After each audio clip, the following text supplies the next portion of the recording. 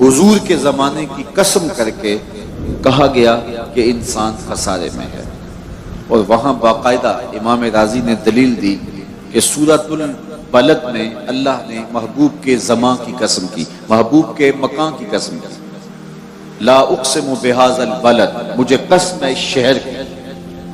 یہ سورت بال اتفاق مکی ہے، مفسرین کی دوسری رائے نہیں ہے، اور حاذا کا اشارہ قریب کے لیے ہے، تو لازمی طور پہ یہاں سے مراد شہر مکہ ہی ہے۔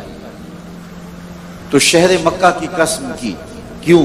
یہاں اللہ کا گھر کعبہ ہے، مقام ابراہیم ہے، چاہے زمزم ہے، صفا و مروہ ہے، مزدلفہ ہے، منا ہے، عرفات ہے، مطاف ہے، حتیم ہے، باب کعبہ ہے، ملتزم ہے، رکن یمانی ہے، رکن شامی ہے، رکن اسود ہے، رکن عراقی ہے، سقف بیت اللہ ہے، میزاب رحمت ہے، مستجاب ہے، مستجار ہے۔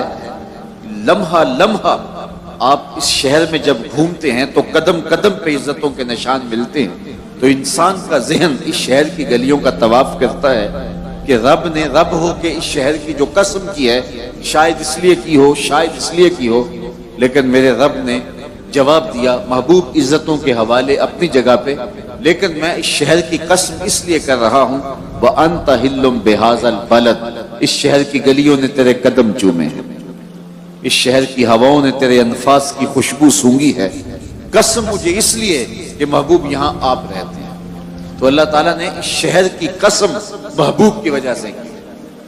یہاں سے بڑی خوبصورت بات شیخ محقق علیہ رحمہ نے کی، علماء کے مابین اختلاف ہے کہ مکہ المکرمہ افضل ہے یا مدینہ تو رسول افضل ہے۔ بعض علماء نے کہا کہ مکہ المکرمہ افضل ہے، دلائل دیے، بڑا وزن ہے دلائل میں۔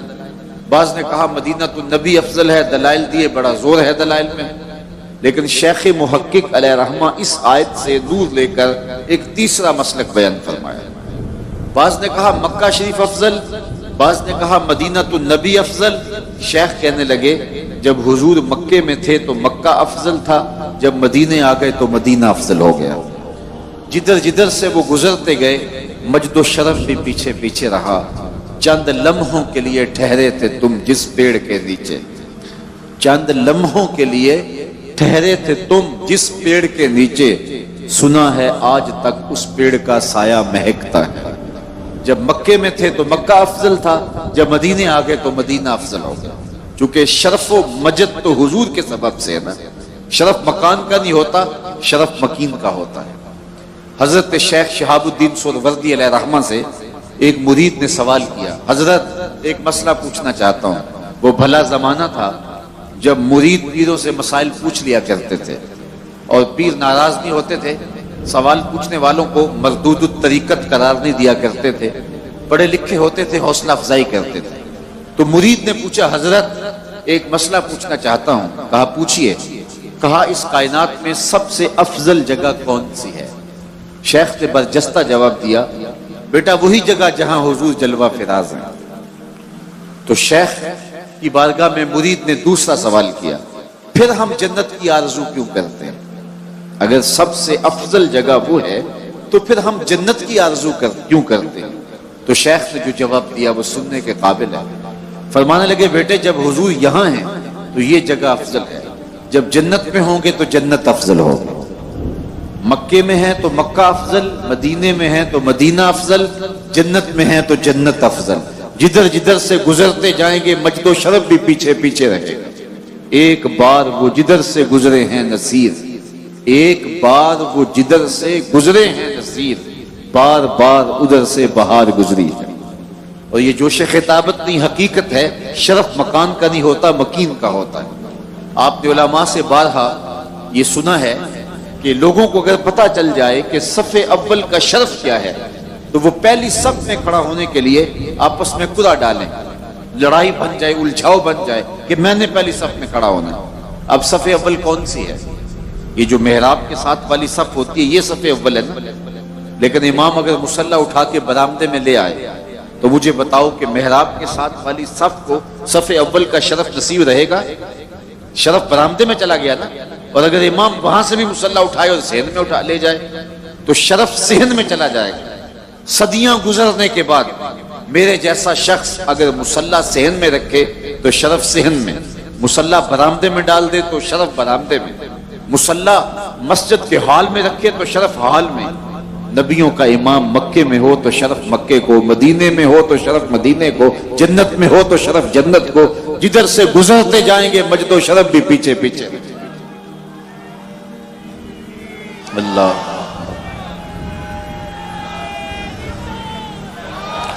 بلکہ ظہوری علیہ رحمت تو 2 قدم آگے بڑھے اور انہوں نے کمال کر دیا۔ وہ کہتے ہیں مکے کی ہواؤں میں، طیبہ کی فضاؤں میں ہم نے تو جدھر دیکھا سرکار نظر آئے، تو کہا قسم ہے مجھے شہر کی، یعنی شہر مکہ کی، اس لیے کہ محبوب یہاں تم رہتے ہو، تو محبوب کی وجہ سے اس شہر کی قسم کی گئی۔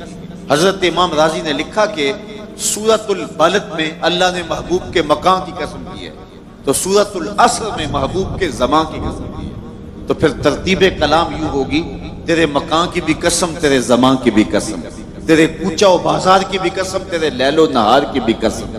محبوب جن جگہوں پہ تیرے قدم لگے ہیں ان جگہوں کی بھی قسم، اور محبوب جن ہواؤں نے تیرے سانس چومے ہیں ان ہواؤں کی بھی قسم، اور جس دور فرخ فال نے، جس عہد خوشحال نے، جس خوبصورت زمانے نے محبوب تیرا وجود پایا ہے، مجھے اس زمانے کی بھی قسم، قسم محبوب تیرے عصر نور کی، قسم تیرے عہد ہمایوں کی، بے شک انسان خسارے میں ہے۔ تو محبوب کے زمانے کی قسم کی اس لیے کہ اسے نسبت ہے محبوب کے ساتھ۔ ایک شخص بغداد میں روٹیاں بیچتا تھا، جو تازہ روٹی وہ 1 روپے کی، جو باسی روٹی وہ 2 روپے کی۔ کسی نے اس کو روک کے کہا یہ تیرا ریٹ بڑا عجیب سا ہے، باسی روٹی تو 8 آنے کی ہونی چاہیے، تو الٹا اس کو 2 روپے میں بیچ رہا ہے۔ اس نے کہا نہیں خریدتے ہو تو نہ خریدو، میرا ریٹ یہی رہے گا۔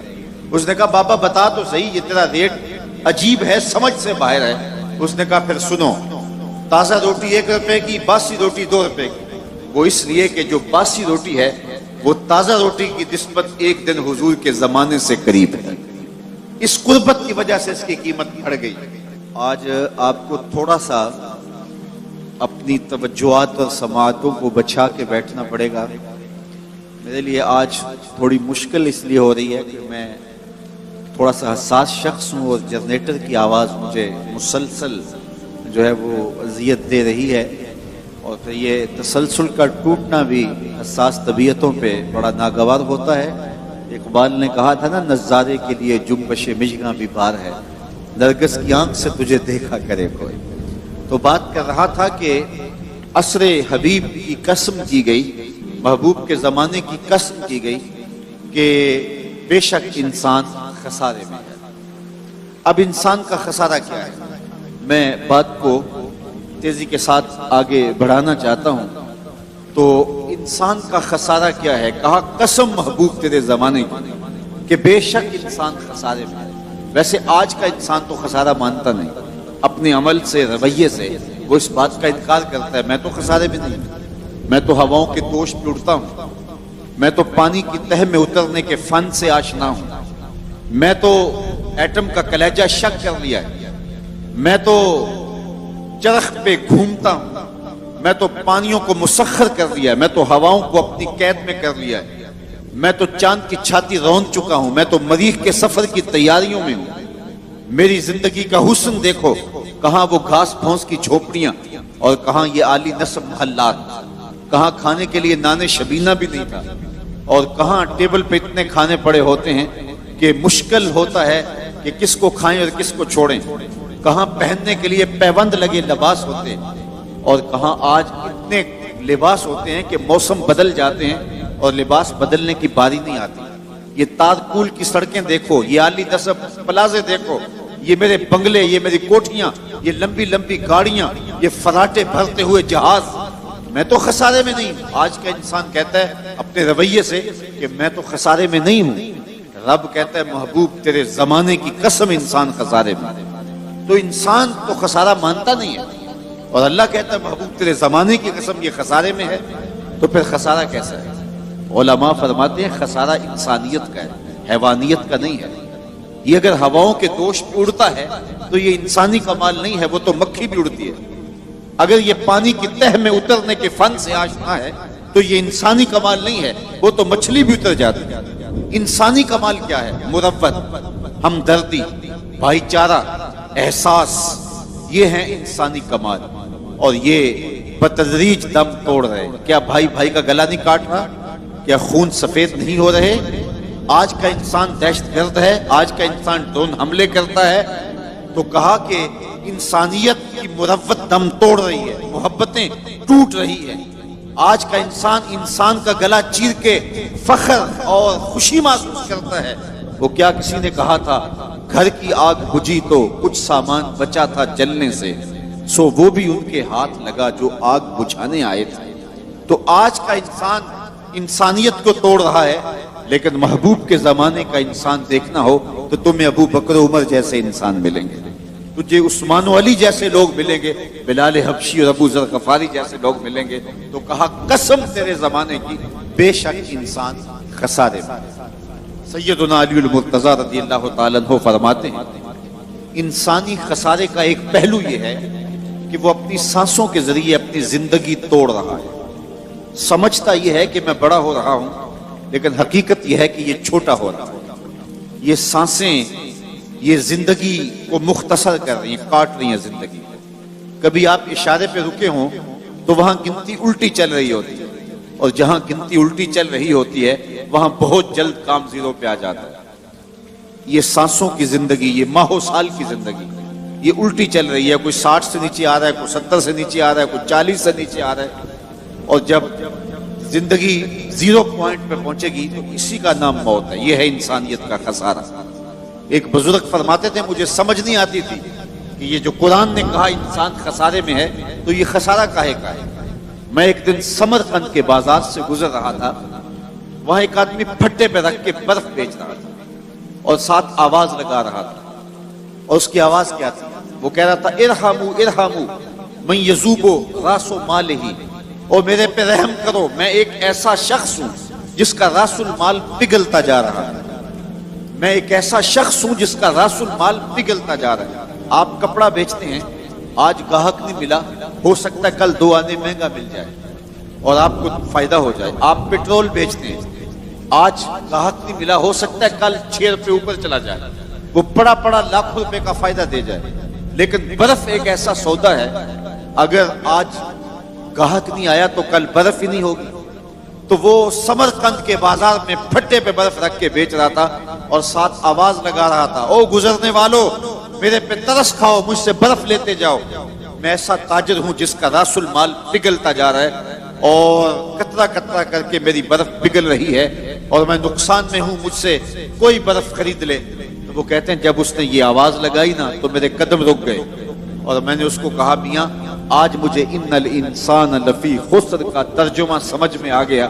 جس طرح تیری برف پگھلتی جا رہی ہے میری زندگی پگھلتی جا رہی ہے، تیری برف قطرہ قطرہ پگھل رہی ہے اور میری زندگی سانس سانس پگھل رہی ہے۔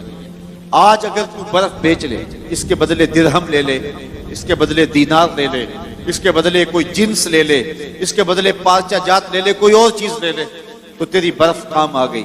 میں بھی اس زندگی کے بدلے درود پڑھ لوں، سلام پڑھ لوں، سجدہ کر لوں، قیام کر لوں، کسی دکھی کے سر پہ ہاتھ رکھ دوں، تو یہ میری پگھلتی ہوئی زندگی میرے کام آ جائے گی۔ میں آپ کو کہتا ہوں آپ اللہ کا شکر ادا کریں، سانسیں آپ کی بھی گزر رہی ہیں، اور اس وقت جو ہے وہ آوارگی میں بیٹھے ہوں گے، سانس ان کی بھی اسی رفتار کے ساتھ چل رہی ہے، لیکن وہ سانسیں بیچ کے جو ہے وہ نہ جانے کیا خرید رہے ہیں، لیکن آپ کو مبارک ہو آپ سانسیں بیچ کے اللہ کا قرآن خرید رہے ہیں، سانسوں کے بدلے میں درس قرآن لے رہے ہیں۔ تو یہ ہے زندگی کی قیمت جو آپ اور میں وصول کر رہے ہیں، اور رات کے لمحوں کے اندر، بابرکت گھڑیوں کے اندر ہماری سانسوں کا مل پڑ رہا ہے، ورنہ سانسیں سو کے بھی گزر جائیں گی، آوارگی میں بھی گزر جائیں گی، عیش و عشرت میں بھی گزر جائیں گی۔ خوش نصیب ہیں وہ گھڑیاں جو یاد خدا میں گزر جاتی ہیں، یاد رسول میں گزر جاتی ہیں۔ تو خسارہ یہ ہے کہ انسان اپنی سانسوں کے ذریعے اپنی زندگی کو توڑ رہا ہے۔ وہ سمجھتا یہ ہے کہ میں بڑا ہو رہا ہوں، لیکن حقیقت میں وہ چھوٹا ہو رہا ہے۔ خسارے کا ایک اور پہلو، اور مجھے آپ کی یہاں بھرپور توجہ چاہیے ہوگی، یہ بڑا لطیف پہلو ہے، اور آپ کی اگر توجہ ہوگی تو یہ پہلو آپ کو بڑا لطف بھی دے گا۔ خسارہ یہ ہے کہ حضرت انسان کو اللہ نے ایک کمال دیا ہے، یا کسی بھی شے کو اللہ تعالیٰ نے ایک کمال دیا ہے، اسے دوسرے کمال سے محروم رکھا ہے، تو وہ شے کہتی ہے میں خسارے میں۔ مثال کے طور پہ پھولوں میں خوشبو ہے لیکن روشنی نہیں ہے، تو یہ پھول کہیں کہ ہم روشنی کے خسارے میں۔ چاند میں روشنی ہے لیکن خوشبو نہیں ہے، تو چاند کہے گا میں خوشبو کے خسارے میں۔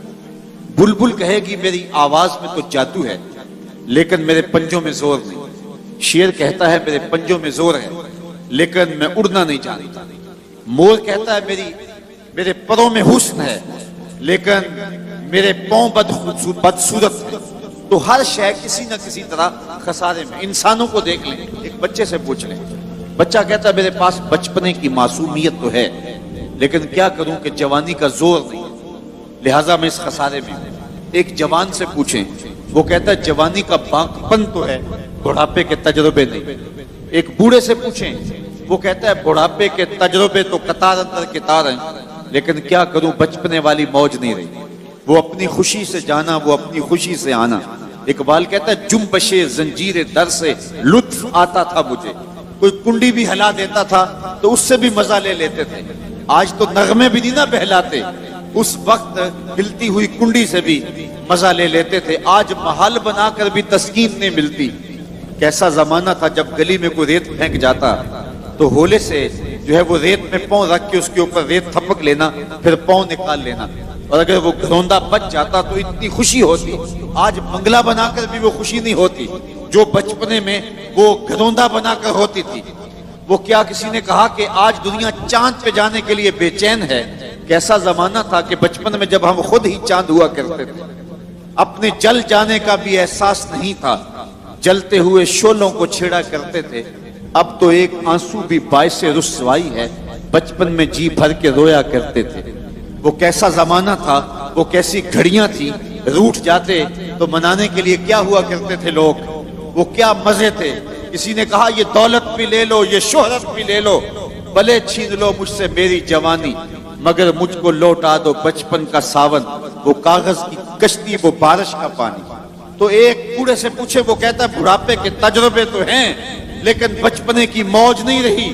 وہ کاغذ کے جہاز اور وہ کاغذ کی کشتیاں، وہ زمانہ بچپن کا، لہٰذا میں اس خسارے میں آ گیا ہوں کہ وہ بچپن کی موج نہیں رہی، وہ حسن نہیں رہا۔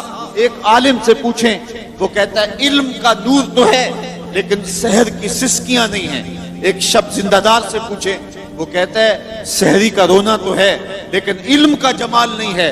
تو ہر شے کسی نہ کسی خسارے میں ہے، کسی کو خوشبو کا خسارہ، کسی کو روشنی کا خسارہ، کسی کو جوانی کا خسارہ، کسی کو معصومیت کا خسارہ۔ لیکن اگر تمہیں شوق آ جائے کسی ایسی ذات سے ملنے کا جس میں کوئی خسارہ نہ ہو، حسن کی ساری شوخیاں اور جمال کے سارے کرینے ایک پیکر میں ڈھونڈنا چاہتے ہو، تو رب کہتا ہے آؤ مدینے کی گلی میں آ جاؤ، میں نے ایک ذات محمد عربی کی ایسی بنائی ہے جس میں کوئی خسارہ رکھا ہی نہیں ہے۔ حسن یوسف دم عیسیٰ ید بیضا داری، آنچ خوباں ہما دارن تو تنہا داری۔ تم نے پھوٹتے جھرنوں کا حسن دیکھا ہوگا، تم نے بہتی ندیوں کا جمال ملاحظہ کیا ہوگا، تم نے ساون کی رتوں کے مزے لیے ہوں گے، کوس قضا کی رنگینیاں اور دھنک کی شوخیاں تم نے دیکھی ہوں گی، اور تم نے تتلی کے پروں میں قدرت کی سنائی اور کاریگری دیکھی ہوگی، مور کے پروں میں قدرت کی مینا کاری کے رنگ دیکھے ہوں گے، تم نے معصوم بچے کی مسکراہٹ اور بوڑھے کے بالوں کی سفیدی بھی دیکھی ہوگی، تم نے ساون کے نچڑتے بادل بھی دیکھے ہوں گے، پھوٹتے جھرنے اور بہتی ندیاں تم نے ملاحظہ کی ہوں گی۔ لیکن یہ سارے حسن اور سارے جمال ایک جگہ میں مجتمع دیکھنا چاہتے ہو، تو رب کہتا ہے وہ میں نے ایک ہی ذات محمد عربی کی بنا دی۔ کائنات حسن جب پھیلی تو لامحدود تھی، اور جب سمٹی تو تیرا نام بن کے رہ گیا۔ قسم محبوب تیرے زمانے کی، بے شک انسان خسارے میں۔ اچھا، خسارے سے کوئی بچا ہوا بھی ہے؟ رب نے جو خسارے کی بیماری حضرت انسان کو لگ گئی، تو اس کے بیان کرنے کا مقصود کیا تھا؟ کیا انسان کو خوف زدہ کرنا مقصود تھا، یا اس کو یہ خطرناک مرض بتا کے اس کو علاج کی طرف متوجہ کرنا مقصود تھا؟ جس طرح کسی مریض کو کینسر ہو جائے تو ڈاکٹر حکیم حاذق اسے بتاتا ہے کہ تجھے یہ موذی مرض لگ گیا ہے، تو اس کا یہ مقصد کبھی نہیں ہوتا کہ اس کی زندگی کی جو چند سانسیں ہیں ان کو بھی میں اوکھا کر دوں، بلکہ اس کا مقصد یہ ہوتا ہے کہ اس خطرناک بیماری سے آگاہ کر کے اس کو علاج کی طرف متوجہ کروں تاکہ یہ پرہیز کر کے اپنی بیماری کا علاج کر سکے۔ میں حضرات آپ کی توجہ چاہوں گا، میرے رب نے یہاں انسان کو لگی ہوئی بیماری جو خسارے کی صورت میں لگ گئی ہے اس کو بیان کرنے کا یہ مقصود ہے کہ اس کو علاج کی طرف متوجہ کیا ہے، اور وہ علاج بھی قرآن مجید کی اسی صورت کے اندر بیان فرما دیا کہ انسان تجھے خسارے کا مرض لگ گیا ہے، اور اگر تو خسارے سے بچنا چاہتا ہے تجھے میں علاج بھی دیتا ہوں، الا الذین آمنوا، خسارے سے بچنا ہے تو میرے محمد عربی کا دامن پکڑ لے، کیونکہ ایمان حضور سے وابستگی کا نام ہے، حضور سے تعلق کے خاطر کا نام ہے، تو اس لیے کہا الا الذین آمنوا، ساتھ علاج بھی بتایا۔ اگر تو چاہتا ہے کہ میں خسارے سے بچ جاؤں تو علاج یہ ہے کہ میرے محبوب کے دامن سے وابستہ ہو جا، پھر خسارے سے بچ جائے گا، خسارہ تیرا کچھ بگاڑ نہیں سکے، تو ورنہ حالات کا جبر تجھے پیس کے رکھ دے گا۔ میں یہاں ایک سادی سی مثال دیا کرتا ہوں، کسی زمانے میں چکی سے آٹا پیستے تھے اور آج وہ دور نہیں رہا۔ چکی کے دو پتھر ہوتے ہیں، ایک نیچے والا ساکن و جامد اور اوپر والا متحرک، درمیان میں خالی جگہ ہوتی ہے جہاں کلی لگی ہوئی ہوتی ہے، اور اس میں دانے ڈالتے ہیں، ہمارے علاقے میں اسے گالا کہتے ہیں، اور پھر چکی کو گھماتے ہیں، تو جو دانے ان پتھروں کے نیچے آ جاتے ہیں وہ پس جاتے ہیں، اور جو کلی کے ساتھ جڑ جاتے ہیں وہ بچ جاتے ہیں۔ رب کہتا ہے محبوب تیرے زمانے کی قسم، بے شک انسان خسارے میں ہے، بچے گا وہی جو تیرے دامن سے جڑ کے رہے۔ تو خسارے سے بچنا چاہو تو حضور کے دامن سے وابستگی اختیار کرنا ہوگی۔ دنیا کے اوپر کتنے لوگ آئے اور چلے گئے، خسارے سے اپنے آپ کو بچا نہ پائے، لیکن جو بھی میرے حضور کے دامن سے وابستہ ہو گئے وہ خسارے سے بچ گئے۔ میں آپ سے پوچھتا ہوں کہ جس زمانے میں میرے حضور تشریف لائے تھے اس دور کے خاقان کا نام کیا تھا؟ شاید اس بھرے مجمع میں کوئی مشکل سے چند لوگ ہوں گے جو خاقان کا نام بتا سکیں۔ اچھا میں پوچھتا ہوں جس زمانے میں میرے حضور تشریف لائے اس دور کے کیسر کا نام کیا تھا؟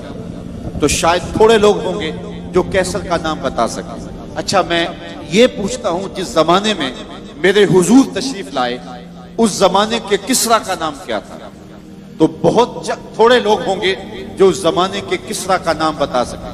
اس دور کے کیسر کا نام، اس دور کے کسرا کا نام، اس دور کے خاقان کا نام، یہ اس زمانے کے بڑے لوگ تھے۔ لیکن آج اس بھرے مجمع میں جو ہزاروں افراد پر مشتمل ہے شاید انگلیوں پہ گنے جا سکتے ہوں وہ لوگ جو اس دور کے کیسر کا، اس دور کے کسرا کا اور اس دور کے خاقان کا نام بتا سکے۔ اور اگر میں اس مجمع میں سب سے کم عمر بچے سے پوچھوں کہ میرے حضور کے مؤذن کا نام کیا تھا تو وہ سر اٹھا کے بلال حبشی کا نام لے گا، پھر بچا کون جو میرے رسول کے دامن سے لپٹ گیا۔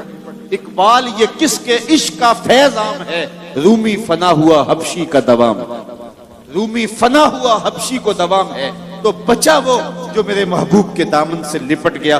رب کہتا ہے اگر خسارے سے بچنا چاہتے ہو تو میرے محبوب کے دامن سے لپٹ جاؤ۔ میں ابھی گجرانوالہ سے لاہور آیا ہوں تو راوی کے اس پار جہانگیر کا مقبرہ ہے، تو وہاں دن کو چلے جائیں یا شام کو چلے جائیں وہاں حسرتیں برستی دکھائی دیتی ہیں۔ حکومت نے وہاں پارک بنا دیا جس کے دم سے چھٹی کے دن کچھ رونق ہو جاتی ہے، لیکن جو مقبرے کا خاص احاطہ ہے وہاں جانوروں کی پیٹیں آپ کو پڑی ہوئی دکھائی دیں گی، قرآن پڑھنے والے لوگ نہیں ملیں گے، تاش کھیلنے والی ٹولیاں ملیں گی۔ یہ وہ لوگ تھے جو اس دھرتی کا نمک سمجھے جاتے تھے اور جن کے شارع ابرو پہ ہندوستان کی تقدیر لکھی تھی۔ بالکل بادشاہ کے ساتھ اس کی محبوب بیوی ملکہ نور جہاں کا مقبرہ ہے۔ بادشاہ جب تخت پہ بیٹھتا تھا تو پیچھے پردہ ہوتا اور وہ پردے کے پیچھے بیٹھتی۔ بادشاہ کا کوئی فیصلہ اسے پسند نہ ہوتا تو پیچھے سے کمر ٹھونکتی، بادشاہ فیصلہ تبدیل کر دیتا۔ جس کے اشارہ ابرو سے ہندوستان کے فیصلے ہوتے، آج اس کی قبر پر بھی اندھیرا ہے اور وہاں ظلمتیں۔ ان کی اپنی بیٹی زیب النساء جو اپنے باپ سے مخفی شاعری کرتی رہی ہے، اور دیوان مخفی کے نام سے اس کا دیوان بھی موجود ہے.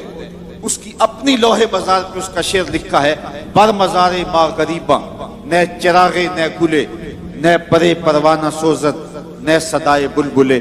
ہم غریبوں کی قبر پہ نہ کوئی چراغ جلانے آئے گا، نہ کوئی پھول ڈالنے آئے گا، نہ کسی بلبل نے گیت گانے ہیں اور نہ کسی پروانے نے پر جلانے ہیں. یہ میں راوی کے اس پار کی کہانی سنا رہا ہوں. یہ ہے جنہوں نے جن لوگوں کو خسارے نے پیس کے رکھ دیا.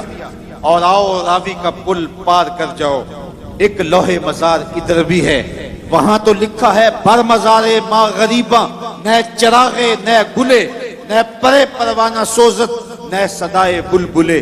اور جو لوح مزار راوی کے اس پار ہے وہاں لکھا ہے: گنج بخش فیض عالم مظہر نور خدا ناکسارا پیر کامل کامل آرا رہنما سید حجویر مخدوم امم مرکد او پیر سنجر راہ حرم. پھر خسارے سے بچا کون جو محمد عربی کے دامن سے لپٹ. تو کہا اگر خسارے سے بچنا چاہتے ہو تو میرے محبوب کے دامن سے لپٹ جاؤ.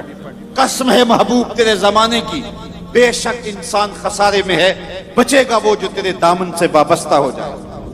الا الذین آمنوا وعملوا الصالحات. دوسری بات وہ یہ ہے کہ اعمال صالحہ ہمارے احناف کے نزدیک ایمان مجرد تصدیق قلبیہ کا نام ہے. اعمال لفظ ایمان میں داخل تو نہیں ہے، لیکن ایمان اگر دعویٰ ہے تو عمل اس کی دلیل ہے. ایمان اگر درخت ہے تو عمل اس کا پھل ہے. ہمیں قرآن مجید میں متعدد مقامات پر ایمان کے بعد اچھے اعمال کرنے کی ترغیب دی گئی ہے. صاحبو، ہمارا المیہ یہ ہے کہ ہم عمل گریز ہو گئے. ہم صرف اسی بات پہ خوش ہیں کہ ہم مسلمان ہیں. اس کے بعد اسلام لانے کے بعد ہمارا اگلا وظیفہ کیا ہونا چاہیے اس کو ہم بھول جاتے ہیں. اسلام تو داخلے کا نام ہے. ایک شخص یونیورسٹی میں یا کالج میں داخل ہو جاتا ہے تو کیا بس داخلہ لے لینا اس کے لیے کافی ہوگا، یا وہ باقاعدہ کلاس اٹینڈ کرے گا، اسباق یاد کرے گا، پھر امتحان کی تیاری کرے گا؟ صرف مسلمان ہو گئے اس کے بعد ہم بھول گئے کہ ہمارا اگلا مرحلہ کیا ہے، اسلام کے تقاضے کیا ہیں. جو می گوئے مسلمانم بلرزم کہ دانم مشکلات لا الہ. جب میں کہتا ہوں میں مسلمان ہوں تو کانپ جاتا ہوں کیونکہ لا الہ الا اللہ کے تقاضے کو جانتا ہوں. تو جب ہم نے کلمہ پڑھ لیا، حضور کی غلامی کے دائرے میں آ گئے، تو اس کا مطلب یہ ہے کہ اپنی خواہشات کو چھوڑ دیا. اب ہم حضور کے غلام ہیں، جو حضور کہتے جائیں گے وہ ہم مانتے چلے جائیں.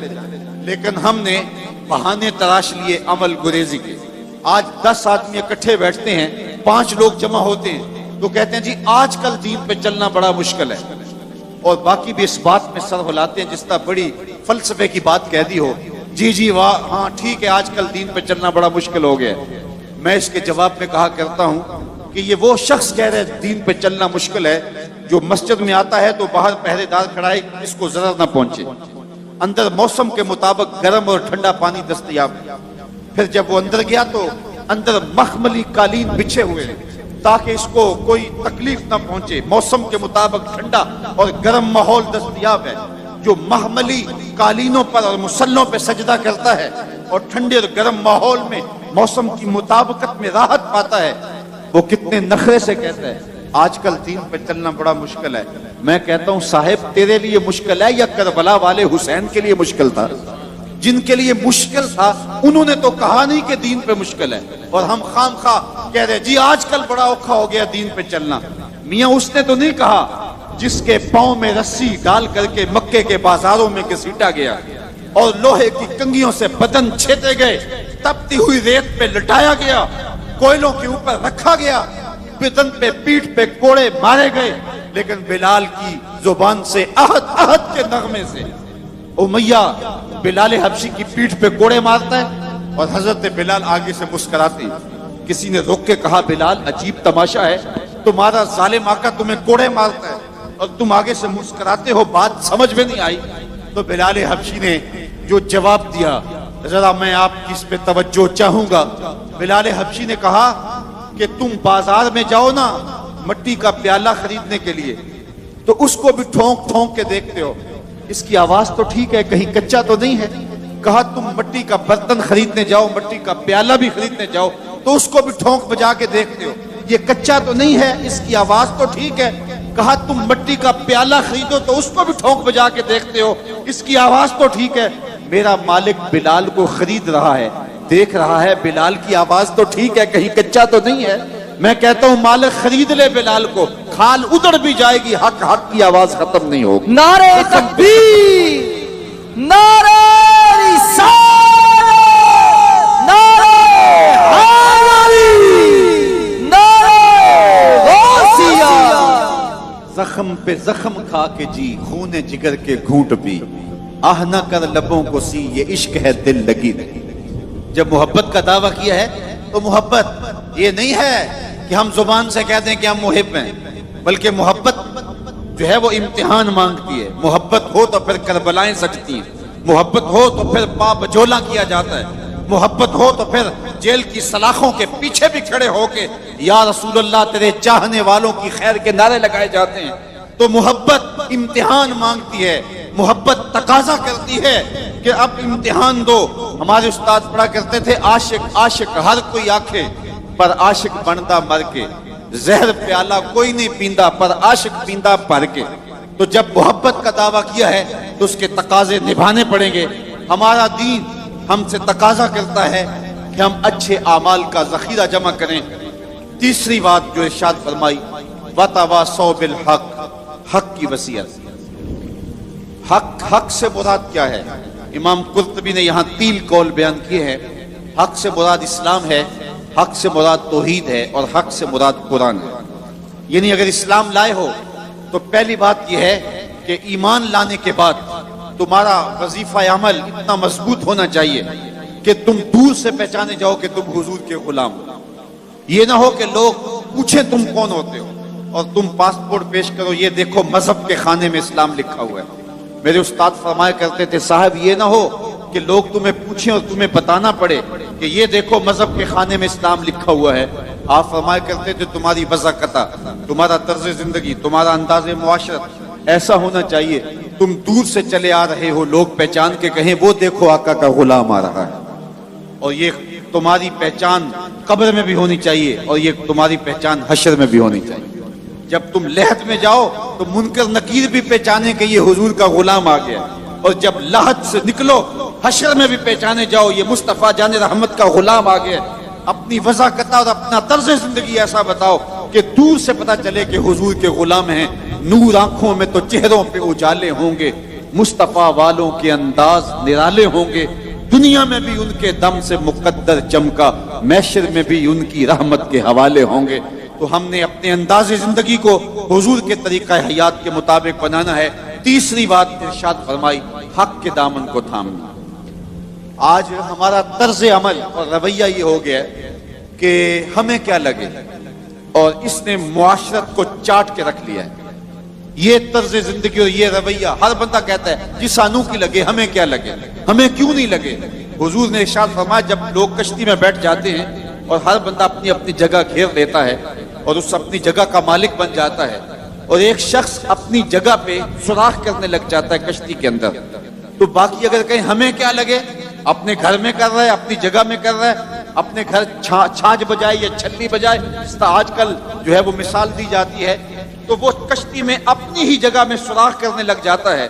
تو سارے اگر یہ کہیں کہ ہمیں کیا لگے، تو تھوڑی دیر کے بعد کشتی میں سوراخ ہوگا اور اندر پانی آئے گا، یہ بھی ڈوبے گا، باقی بھی ڈوبیں گے۔ ہمدردی اپنے ساتھ اور اس کے ساتھ یہ ہے کہ اس کا ہاتھ پکڑا جائے، اسے روکا جائے تاکہ ہلاکت سے بچایا جائے۔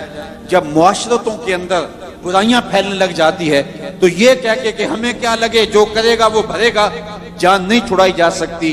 پورے معاشرے کے مؤثر طبقے اور ہر ذمہ دار شخص برائی کو روکنے کے لیے میدان عمل میں جب آئے گا تو پھر ستھرے معاشرے تشکیل پائیں گے۔ حضور نے ارشاد فرمایا من رعا منکم منکرا فلیغیرہ بیدہ فإن لم یستطع فبلسانہ فإن لم یستطع فبقلبہ وذلک اضعف الایمان۔ فرمایا تم میں سے اگر کوئی شخص برائی ہوتے دیکھے تو وہ ہاتھ سے روکے، ہاتھ سے نہیں روک سکتا تو زبان سے روکے، یہ طاقت بھی نہیں ہے تو پھر دل سے برا جانے، اور یہ سب سے کمزور ترین ایمان کی علامت ہے۔ لیکن ہم دل سے بھی برا نہ جانیں، ہم غنڈے بدماش اور برائی کو پھیلانے والے کو جھک جھک کے سلامیاں پیش کر رہے ہوں تو معاشرتوں میں کبھی بھی پاکیزگیاں نہیں آ سکتی۔ ہم روزانہ اپنے رب سے وعدہ کرتے ہیں وَنَخْلَعُ وَنَتْرُكُ مَن يَفْجُرُكَ، یہ دعائے قنوت میں روز پڑھتے ہیں، اے اللہ جو تیرے حکموں کا باغی ہوگا ہمارا اس سے کوئی تعلق نہیں ہوگا۔ آج کے اس اجتماع میں آنے والوں اپنی ذمہ داریوں کو سمجھو، اور اسلام نے ہمیں جو خوبصورت نظام زندگی دیا ہوا ہے اس سے نفع حاصل کر کے اس معاشرے کو جہنم زار ہونے سے بچاؤ اور اس معاشرے کو پاکیزہ کرو۔ آج ہی ہم یہاں نکل رہے تھے تو اتنی بچیوں کے جہیز کے حوالے سے بات ہوئی تو مجھے ایک دوست کہنے لگا کہ مجھے ایک فون آیا ہے کہ میری بیٹی جوان ہے تو وہاں میری بیٹی کے لیے بھی سفارش کیجئے۔ تو میں نے کہا صاحب وہاں سفارش تو نہیں ہے اور وہاں قرآن اندازی ہے۔ تو ایک صوفی شوکت علی قادری صاحب کتنی بیٹیوں کا جہیز دیں گے؟ 100، 50، 2000 کتنی بیٹیوں کے لیے وہ جہیز فراہم کر لیں گے؟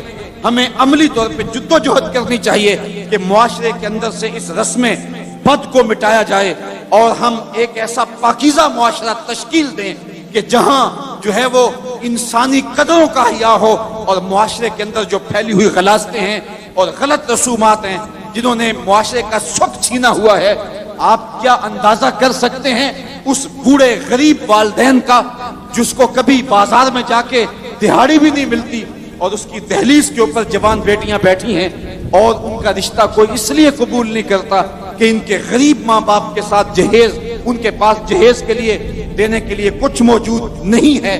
تو وہ کیا کسی نے کہا کتاب زیست کا ایک اور باب بیت گیا، جہیز بن نہ سکا اور شباب بیت گیا۔ آج کتنی بیٹیوں کے شباب بیت رہے ہیں اور وہ بڑھاپے کی دہلیز میں جا رہی ہیں اور بوڑھے ماں باپ جہیز دینے کی پوزیشن میں نہیں ہیں۔ کیا ہم اس ظالمانہ رسم کے خلاف کھڑے نہیں ہوں گے؟ صرف ہم یہ کہہ دیں گے کہ ہمیں کیا لگے، نہیں، من رہا منکم منکرا فلیغیرہ بیدہ فإن لم یستطع فبلسانہ فإن لم یستطع فبقلبہ۔ یہ ہماری ذمہ داری ہے کہ ہم باطل جو ہے وہ نظام کے خلاف، باطل فکر کے ساتھ اور معاشرتی برائیوں کے خلاف پوری قوت کے ساتھ کھڑے ہو کر کے ایک پاکیزہ معاشرت کی تشکیل کے لیے کوشاں ہو جائیں۔ بے مقصد زندگی گزارنے کا کوئی فائدہ نہیں۔ مومن کی زندگی جس میں وہ خسارے سے بچ سکتا ہے اور قوم کو اجتماعی خسارے سے بچا سکتا ہے، وَتَوَاصَوْا بِالْحَقِّ کا زمرہ ہے، اور اس کا ایک معنی یہ بھی ہے کہ قرآن کے پیغام کو عام کیا جائے۔ آج ہمارا اللہ ماشاءاللہ جو ہماری مجموعی فکر ہے وہ قرآن مجید کی فکر کے ابلاغ کو چھوڑ چکی ہے۔ ہمارا انداز یہ ہے کہ قرآن جس مقصد کے لیے نازل ہوا تھا آج ہم اس کو ترک کر چکے ہیں۔ قرآن مجید ایک زندہ کتاب ہے، اتنا خوبصورت نصاب کسی قوم کے پاس نہیں ہے، نصاب حیات، نصاب زندگی، منشور حیات کسی قوم کے پاس نہیں ہے، لیکن اس کے باوجود آج ہم دنیا کے اوپر رسوا ہو رہے ہیں۔ اتنی خوبصورت تھیوری ہونے کے باوجود ہم رسوا کیوں ہو رہے ہیں؟ اس لیے کہ اس تھیوری کے مطابق ہمارا پریکٹیکل نہیں ہے، ہماری زندگی اس قرآن کی تعلیمات کے مطابق نہیں گزر رہی ہے۔ آج دنیا کے اوپر رسوائی، ذلت ہمارا مقدر بن گئی۔ اقبال نے جب شکوے کی زبان کھولی نا تو شکوہ رب سے کیا تو لہجہ بڑا تلخ ہو گیا۔ تیرے کعبے کو جبینوں سے بسایا ہم نے، نو انسانی کو غلامی سے چھڑایا ہم نے، صفائے دہر سے باطل کو مٹایا ہم نے، تیرے قرآن کو سینوں سے لگایا ہم نے، پھر بھی ہم سے گلا ہے کہ وفادار نہیں، ہم وفادار نہیں، تو بھی تو دلدار نہیں۔ بڑا سخت لہجہ تھا، لیکن جب جواب آیا تو سارا نشہ اترتا ہے۔ لفظ وہی ہیں، صرف صیغہ بدلتا ہے۔ جب کہا نا کہ تیرے کعبے کو جبینوں سے بسایا کس نے، تو جواب آیا میرے کعبے کو جبینوں سے بسایا کس نے، نو انسانی کو غلامی سے چھڑایا کس نے، صفائے دہر سے باطل کو مٹایا کس نے، میرے قرآن کو سینوں سے لگایا کس نے، تھے تو آبا وہ تمہارے ہی مگر تم کیا ہو، ہاتھ پہ ہاتھ دھرے منتظر فردا ہو، ہر کوئی مستے میں ذوق تن آسانی ہے، تم مسلمان ہو یہ انداز مسلمانی ہے، حیدری فقر ہے نئے دولت عثمانی ہے، تم کو اسلاف سے کیا نسبت روحانی ہے، وہ معزز تھے زمانے میں مسلمان ہو کر، تم خار ہوئے ہو تارک قرآن ہو کر۔ آج کتاب ہم نے اس لیے رکھی ہے کہ بیٹی کو جب رخصت کریں گے تو قرآن کے سائے تلے سے گزار دیں گے، جب لڑائی ہو گئی تو قسم کے طور پہ قرآن کو سر پہ اٹھا لیں گے، نئی دکان بنائی ہے، مکان بنایا ہے، بچوں کو بلا کے قرآن پڑھا لیں گے، بوڑھے فوت ہو جائیں گے تو اس قرآن مجید کی تلاوت کروا کے ان کو اصالِ ثواب کریں گے۔ میں اس کا انکار نہیں کرتا قرآن کی برکتیں مرنے والے کی قبر میں اترتی ہیں، میں اس کا انکار بھی نہیں کرتا قرآن کے نور کے مقابلے میں کوئی نار نہیں ٹھہر سکتی، جن بھگانے کے لیے یہ اچھا نسخہ ہے۔ میں اس بات کا بھی انکار نہیں کرتا کہ مکان میں پڑھاؤ تو برکت ہوگی، لیکن میرا نقطہ نظر وہی ہے جو اقبال کی فکر ہے۔ بندے صوفی و ملا اسیری حیات از حکمت قرآن گیری با آیات اشترا کار جزی نیز یاز یاسین او آساں بمیری۔ اقبال کہتا ہے تو جاہل صوفی اور کاہل ملا کے ایسے بندے میں پھنسا کہ تو نے قرآن سے زندگی تلاش نہیں کی، قرآن کی آیتوں سے تجھے صرف اتنا سروکار ہے۔ جب تیرے بوڑھے کی روح اٹک گئی تو تو سورہ یاسین لے کے بیٹھ گیا کہ میں قرآن کی تلاوت کروں، سورہ یاسین پڑھوں تو اس کی روح آسانی سے نکل جائے۔ اقبال کہتا ہے اس میں کوئی شک نہیں، اس کی روح آسانی سے نکل جاتی ہے، لیکن افسوسناک پہلو یہ ہے کہ اس قرآن سے بھی تو نے مرنا سیکھا، کاش اس قرآن سے جینا سیکھ لیا ہوتا۔ یہ کتاب زندہ ہے، یہ حیات آفری کتاب ہے، اس کا لفظ لفظ حیات دیتا ہے، زندگی کی خیرات بانٹتا ہے، لیکن اس کتاب سے بھی تو نے مرنے کی راہیں تلاش کی، اس سے تو نے جینے کا راستہ تلاش نہیں کیا۔ وَتَوَاصَوْا بِالصَّبْرِ، آخری بات کہ صبر کے دامن کو مضبوطی سے تھام لو۔ صبر کے دو معروف مفہوم حضرات مفسرین نے بیان کیے ہیں۔ ایک تو یہ ہے کہ راہ حق میں چلنے سے جو تکلیفیں آتی ہیں اس پر صبر کیا جائے، پرخار راہیں دیکھ کر کے اپنے آپ کو سمیٹ نہ لیا جائے، بلکہ جب راہ دین میں تکلیفیں آئیں، اذیتیں آئیں، مشکلیں آئیں تو آگے چلتا رہے، اپنے اٹھنے والے قدموں کو پیچھے نہ ہٹائے۔ تو راہ نورد شوق ہے منزل نہ کر قبول، لیلا بھی ہم نشیں ہو تو محمل نہ کر قبول۔ جتنی تکلیفیں راہ حق میں پیغمبروں کو آئی ہیں اتنی تکلیفیں کسی کو نہیں آئیں۔ میرے اور آپ کے آقا و مولا حضور نبی رحمت صلی اللہ علیہ وسلم نے ارشاد فرمایا جتنی تکلیفیں مجھے ملی ہیں کسی رسول اور پیغمبر کو نہیں ملی ہیں۔ تو اس راستے کے اندر آگے چلو، دکھ آئیں، تکلیفیں آئیں، راہ خدا کے اندر اذیتیں پہنچیں، ان کو برداشت کریں، سینے سے لگائیں۔ اللہم صلی علی سیدنا و مولانا محمد، اللہم صلی علی سیدنا و مولانا محمد۔ اللہ کے شیر ہے در کرار پر درود، اللہ کے شیر ہے در کرار پر درود، اللہ کے شیر ہے در کرار پر درود۔ حضرت حسن حسین کے کردار پر درود، اللہم صلی علی سیدنا و مولانا محمد وعلی سیدنا علی و سیدتنا فاطمہ و سیدتنا زینب و سیدنا حسن و سیدنا حسین وعلی آلہ و صحبہ و بارک وسلم۔ زینب کی بارگاہ میں